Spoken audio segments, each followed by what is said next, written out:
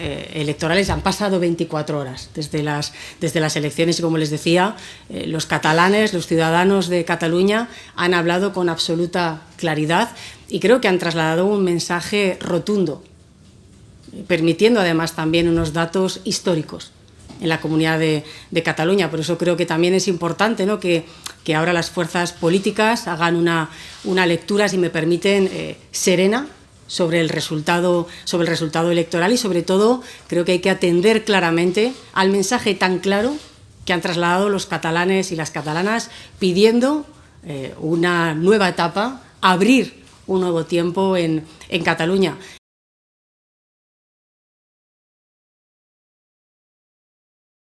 Efectivamente, es que la legislatura que nos queda por delante es algo más de 3 años y, desde luego, vamos a seguir caminando en la dirección que llevamos ya avanzando desde estos últimos meses.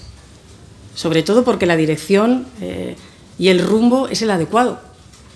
Y esto no es solo una opinión, es algo más importante, es que son hechos y datos.